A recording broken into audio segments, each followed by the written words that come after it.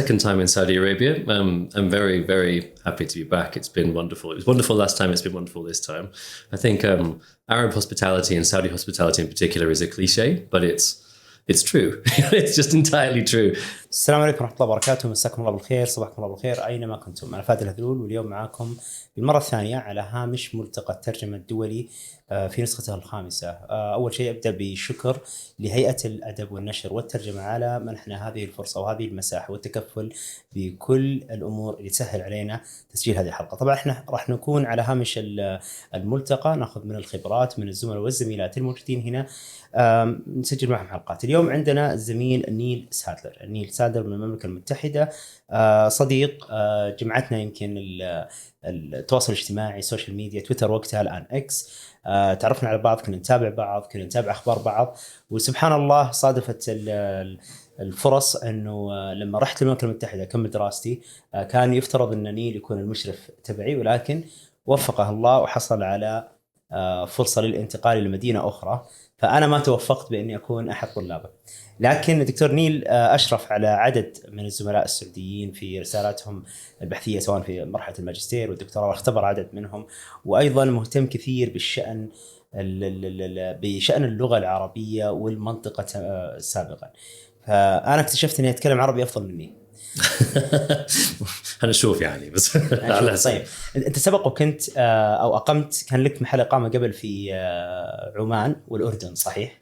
أنا درست المغرب، بعد كده في الوقت البي اتش دي أنا درست يعني درست وبحث كمان في فترة معينة في مصر، بعدين فترة في عمان، ويعني ما قمت أبدا في الأردن، ولكن زرت الأردن يعني مرات كثيرة عشان كان عندنا طلاب أردنيين كثير في الجامعة اللي كنت بشتغل فيها قبل كده. ما شاء الله. عشان كذا يعني عندك شوية كذا لمسة دايلكت أو لهجة مصرية. أكيد يعني أكيد. زمان أنا كنت بتكلم مصري قح يعني، ولكن الأيام دول أعتقد إنه دخلت كذا حاجات أردنية كذا حاجات سعودية، ويعني بقى متلخبط شوية. بس إن شاء الله بعد البودكاست هذا تطلع تتكلم سعودي بإذن الله.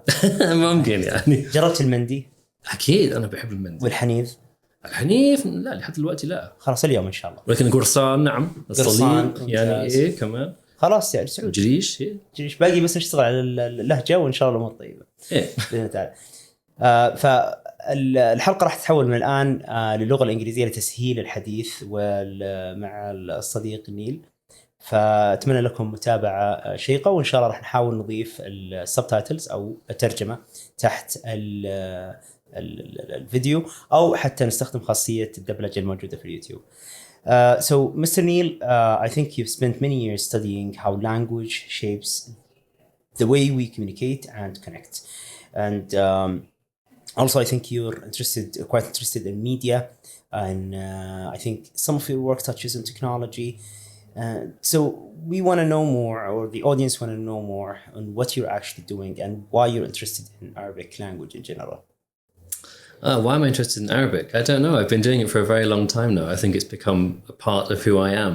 It's just become a part of my identity. But in terms of my academic work, yeah, I've been focused on media for over 10 years now, since my PhD, which originally looked at Egypt and the period after the revolution. I looked at social media use and how people were talking about what was happening at that time. And then after that, I've stayed with a media focus. And so my focus broadened out a little bit. So it became more on how communication works on social media. And I was particularly interested in this idea of fragmentation. So the idea that instead of communicating through what we might think of as natural dialogue or through long texts that might have been the consideration in traditional translation, people were communicating through much, much shorter chunks, and how that opened up a lot of possibilities for interpreters, the people who are actually reading content on platforms like Twitter, to craft their own meanings, but without necessarily being aware that they were even doing so. So the connection between communication translation is always connected. Yeah. Because basically translation is one of the ways that you communicate with people. But how is, looking at tweets, for example, is related to translation studies? Would you explain more about it, please? Yeah, sure. So I've always been most interested. So you can the theoretical ideas I've developed, you can apply them to any context. But I've always been most interested in contexts where translation was present. So sometimes that was cases where people were literally translating tweets and stuff like that. So they'd say something in Arabic, then they translate it into English. when I set out to do my PhD, that's what I thought I was going to study. Yeah. But then I quickly discovered that actually that's quite rare. It does happen, but it's not necessarily the norm. So I found that what people would often do is they would post some stuff in Arabic, then they would post some stuff in English, not necessarily talking about the same issues. Sometimes you would get lots of detail in Arabic and a short summary in English. Sometimes you would get the reverse. And in the particular context I was looking at, also I often found that it was taken for granted that the whole audience could read English. The Arab audience was also reading the English, but that the Arabic content was aimed at a much narrower kind of Arabic-speaking audience. So we were getting all these kind of interesting dynamics, some of which fit into translation as we traditionally understand it, some of which still felt very translational to me. We were still moving between languages all the time, but in lots of different ways that didn't fit so easily into our traditional conception. So when they used to translate, their own tweets, for example, for this kind of cases when it happens, why do you think they do that? Why do they translate into English if they're, for example, Arabs and tweeting in Arabic because the issue is in the Arab world? So why they are doing, whatever they are talking about, why they are translating? Yeah. Sorry to interrupt, but here I just wanted to clarify that I have an assumption that they do not speak English. They just translate and post in this kind of scenario, not the people who actually tweet in both Arabic and English. Yeah, so there was a mixed audience. I think, again, that partly reflected the period. So when I was doing that work, Twitter especially wasn't a mass platform, really, within Egypt itself. I think Facebook was much more dominant. So the people that were using Twitter belonged to a certain segment of society primarily, and they were often bilingual. And I think the choice of Twitter was also strategic. And what they were often trying to do during that period was specifically communicate their experiences to the wider world using English as a way of doing that. Because I think there was often a lot of frustration with the way the Western media in particular portrayed events. Yeah. And then the technology at the time enabled them to mediate by themselves. To counter that argument and that coverage. Yeah, although what was interesting there again is it didn't so much replace the traditional Western media so much as it became a source of information for the Western media. So rather than circumventing it altogether, what the game became was producing good content in English, which would then get picked up by Western journalists and then influence news agendas. So it was definitely a way to influence representation, but not just circumvent those structures altogether. And that's how it connects to identity, right? Yeah, absolutely. Yeah, and again, there was a need at the time, and this was one particular context, but you see these same issues kind of come up over and over again in different contexts in different ways.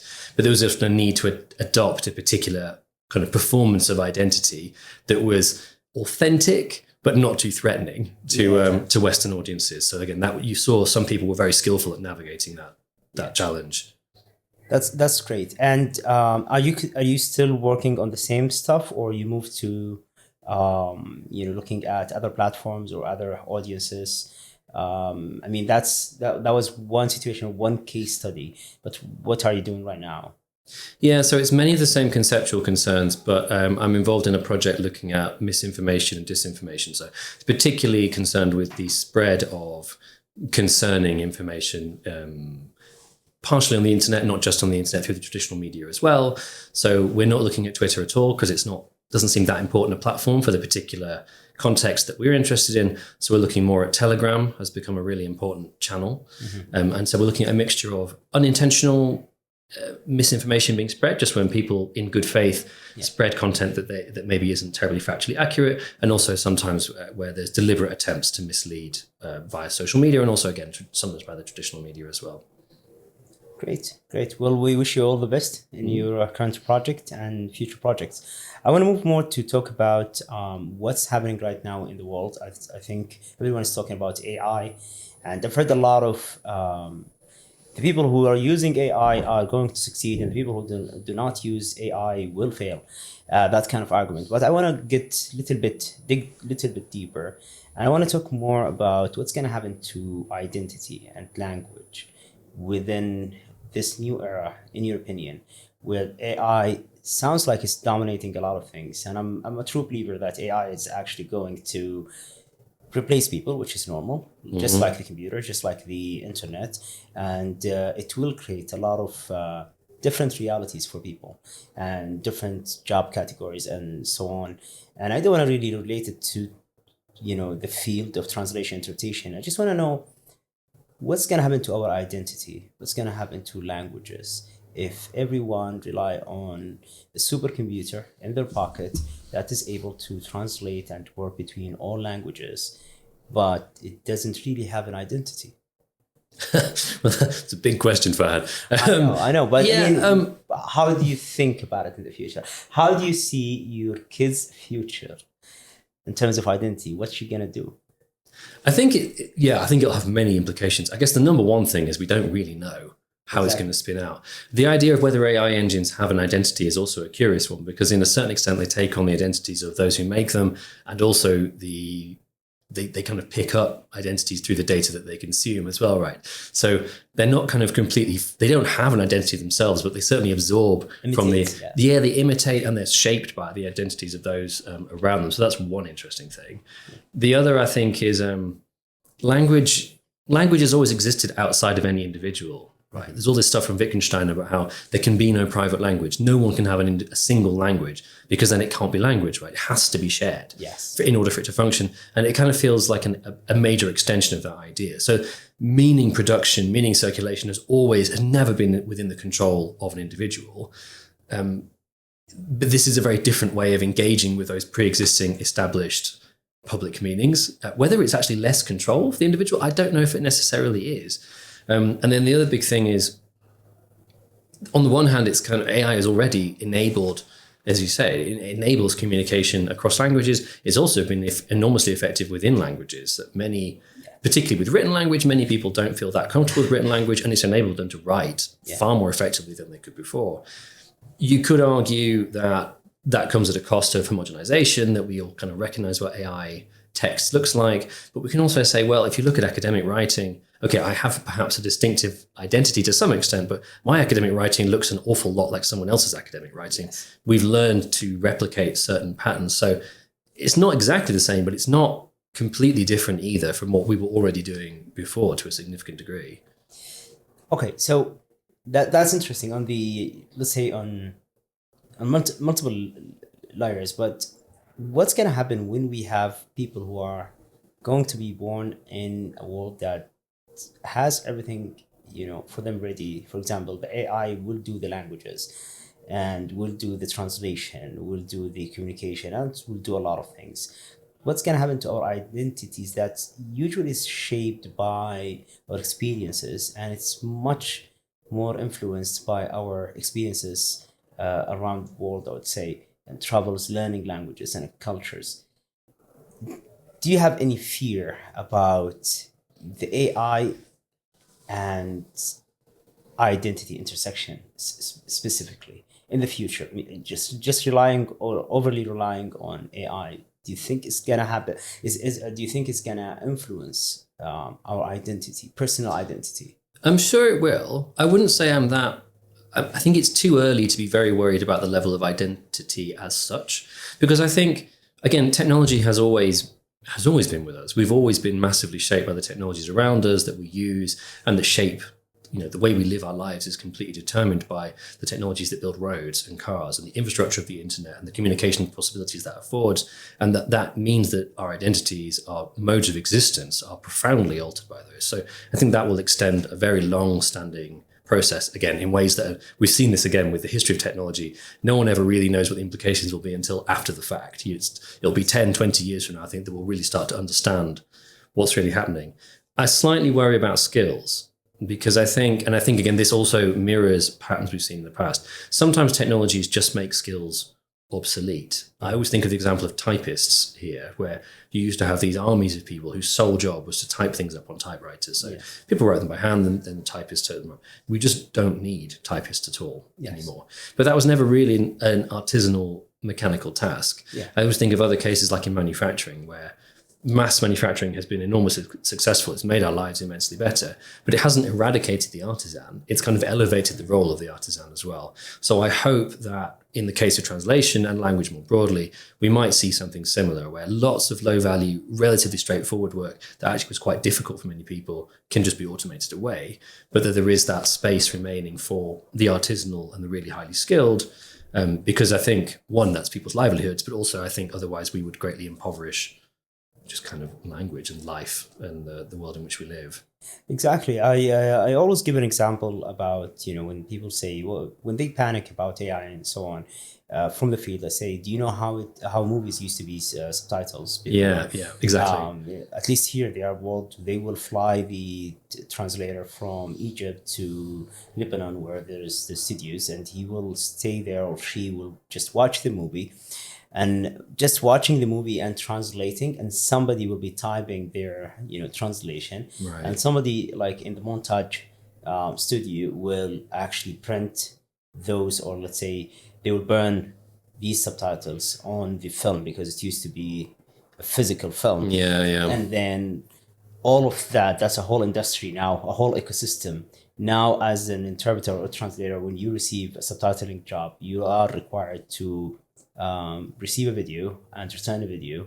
And within that, you will be dealing with lots of apps, not lots of apps, so let's say you will be doing lots of processes, translation, timing, and then burning the subtitles, and then just return a video with everything.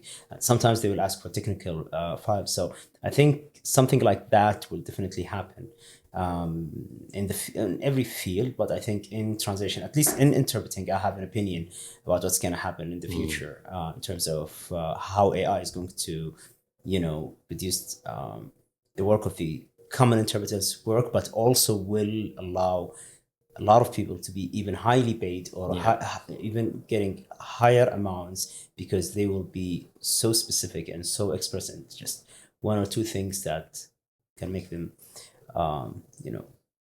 still work in a way. Yeah. Well, okay, so let's move on to something little bit easier to talk about. How do you feel about Saudi Arabia's visit? This time you are here in the fifth International Translation Forum. I want to know about your visit, your experience so far, and then I'll move to a bigger question about why this kind of event is happening. So tell me about your visit at this time. Yeah, so it's been my second time in Saudi Arabia. I'm very, very happy to be back. It's been wonderful. It was wonderful last time. It's been wonderful this time. I think Arab hospitality and Saudi hospitality in particular is a cliche, but it's true. It's just entirely true. And some other people I know who were attending were a little bit worried before coming. And the only thing I could say to them is you really don't need to worry. You'll have a great time and you'll be looked after better than you've ever been looked after anywhere before. And that's entirely been our experience. That's great. That's great. So we hope you'll have better experiences. You're on the second day of the forum. I know that there is going to be the third day, and then I think one experience usually is prepared for the participants of the forum. Now I want to understand. I've seen an argument with Dr. Claudio Pantanoli where a couple of scholars accused him of giving more time and more effort to the Saudi forums and coming here and working with people here. But my opinion, but I am biased by definition because I'm a Saudi, but I think there's a huge investment that is being invested in this field, where you can see in lots of countries, lots of continents, they don't necessarily put the same effort in doing these kind of events, taking in fact that they are the people like the European Journal and the universities, the major universities, the ones that started the whole field of translation studies. They no longer invest in these kind of events where it gets all the experts together and fund it and make those people come to light, talk about the issues, coming up with solutions, critical things that might be related to the studies themselves, or to the identity, to technology, or to even our daily lives. I mean, in this forum, you can see the university's participants from level of students till professors. You can see experts from around the world. I think easily we can name at least 20 countries. Yeah. People are coming from just to be in this event. In your personal opinion, how do you read this kind of investment, and why is it important or not, and why it's no longer happening much? Well, I think it's very important. I think we saw that with COVID. When everything was online for the first 6 months, we were like, oh, this is fine. We can do this forever. We never need to go back to doing things in person. And then I think it quickly became apparent that we were losing a tremendous amount by not doing things in person. I mean, you do things online, the sessions are fine, but the real value of these events, or what some of the biggest value happens in all the interactions that happen around the site, right? And that can only happen in person. I think why there's a couple of things. So why does it not happen? Well, the conferences and workshops happen in Europe, but they tend to be different, I think, in a couple of key ways. The big one, I think, is there's a much wider range of participants here because there's a lot of people from industry as well, which is great because, again, we can't, this has been a theme in the discussion so far, like we can't solve these problems if we only talk to ourselves. We need to involve industry as well. We need to have those dialogues. They're not easy dialogues always, but they're really important if we actually want to change anything. And the other thing is just resourcing. The resources are not necessarily there because economic conditions are not brilliant in Europe, especially Europe being the traditional home of translation studies, which has made that much more difficult to do than it was in the past, which is why I think that the fact that Saudi is stepping into the breach there is especially valuable. Obviously, I hope that's beneficial for Saudi, but I think it's also playing an infrastructural and extremely valuable role for the whole translation studies community. Oh, sorry, one more thing I should say as well. I think the range of backgrounds here, I said about industry and academia, that's true, but also just geographically, it's broader than you would get than any event I've seen in Europe. Exactly. And I think also in the States, because in the States, the major conference that gets everyone together is ATA, but it's more industry. It's not really scientific. And if you go to Europe, you'll find lots of beneficial conferences, but they are deep into knowledge and, let's say the studies of translation and everything. And then you have one or two events. They are also major, like... what they call it? Is it EST is a huge one. IATIS as well. IATIS, and usually they are more leaning towards the industry. But here, those ones are more... They're more academic, But I think there's... is it called Gala? No, I'm not sure. There's one that is just for localization and industry, but I forgot the name of it. Anywho, I think that's why they call it here a forum. This one is specifically, I mean, every university have their own efforts here in Saudi, and every now and then you hear about conferences, but this kind of forum, where it's not really a conference, where it's not, academic purely and just looking into that. And it's not also purely industries. We can see research centers here, you can see students and even student clubs, and you can see experts such as you and many others from around the world. Do you think if this kind of model, moved around the world, do you think it will be positive, or it's better to keep it like this, whereas like this 1 or 2 events per year where everyone gathers, and then there are the academic ones where the more specialized people go to, and also the industrial ones, attracts only industrial people and work on it? Or do you think the forum model is better for, let's say, taking consideration the current and foreseen challenges? I think it's useful to have diversity of events. I think that's the number one thing, I think, rather than any one model being the best. So like big academic conferences have a purpose, small ones have a purpose as well that big ones can't fulfill. They do something different. Industry, it makes sense for them to have events, and we need events that bring these things together as well. So I think that range is really valuable. I think the forum does something quite unique, which adds something distinctive that, say, another academic conference wouldn't do. So it adds something that's really valuable on the global scale. And we are a global community. I mean, most of this kind of work is, but I think the area we work in is especially global. I also think there's particular value, and it's particularly valued by people in our area, is to physically travel, because that is something that we value and that we can, I think we're particularly well positioned to learn from and to derive benefit from. So again, I think bringing people physically to Saudi Arabia that have never been here before is extremely useful, especially because this region and this country in particular are so widely misunderstood, right? There's nothing like coming here to actually understand more of what the place is really about. Okay, so thank you very much for being here. I would like to conclude with 3 misconceptions about Saudi Arabia that you've seen yourself and convinced that they were not true. All right. Can you give me 3? 3. One, it's not safe. Yeah. I always tell people I never feel safer. I feel safer here than almost anywhere else in the world. I guess 2, women are not allowed to do anything. That's clearly not true. I mean, there's women everywhere doing all kinds of things. And 3, I don't think people know how good Saudi food is. I think Saudi food is wonderful, and people have no idea about that. Yeah, well, here you go. Come to Saudi Arabia, come to the Translation Forum. We are looking forward to host you here and show you the marvelous country that we live in. And thank you, Neil, for your participation. I know this is a short version of what I wanted to do, but working with Abdul Wahab to start a podcast back in the UK. Wonderful. When I go back. So hopefully we can host you again once you come back to Belfast. I don't know why. Have you been to Belfast after you left? No, but I should be coming next semester. So hopefully, I should be there next semester. Is it for a project or just for yourself? Just for a talk in the seminar series at Queen's. So yeah, that's nice. That's nice. Yeah. We're looking forward to attend it and excited to go back here. Hopefully, we can record the bigger version that's more deep dive into your experience and your work. And this one we made it. Try to just very comprehensive and short, and it's a forum. It's not. Perfect, it's not a conference. Anyway, thank you very much for your time. I hope this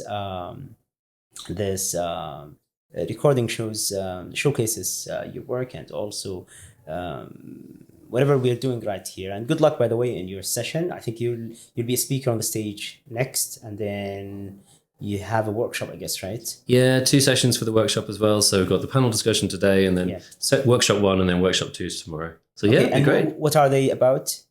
If you let the audience. Yeah, so the panel is about human and machine intelligence, very timely, topical in terms of the conversation. Exactly. And then the workshops are, the first one is on publication in academic journals, hopefully supporting attendees about how to do that effectively. And then building on that, we're going to talk about applying for conferences and grants. It's because I want to really look at how the 3 practices are connected but separate from each other as well. Exactly. I think the workshops are very are going to be very informative. I've attended one workshop with you, and I remember Belfast, I think it was with you and your lady, and it was quite beneficial for sometimes how small stuff that you add to your proposals could change a lot. So thank you and good luck. I don't take much of your time, and hope we'll see you again around here. Okay, I'm sure you will. And you'll visit Saudi Arabia again, right? I hope so, yeah. Inshallah. And do you remember the last time we went to Bujeri and we couldn't see that part? Now they opened it, so maybe we can just go there. I hope so, yeah. I'm going to try, Yeah, I think they will give you a trip for that. I hope they will do it because they've done it a couple of years ago. But you'll enjoy it. Wonderful. Okay. Thank you. Have a good day. Thank you so much. شكرا لكم لاستماعكم لهذه الحلقة. راح نحاول إن شاء الله نضيف الترجمة بإذن الله تعالى. نلقاكم في لقاء آخر مع خبير آخر على هامش ملتقى الترجمة الدولي في نسخته 5. شكر خاص لهيئة الأدب والنشر والترجمة على كل الدعم والتمكين. شكرا لكم لحسن المتابعة.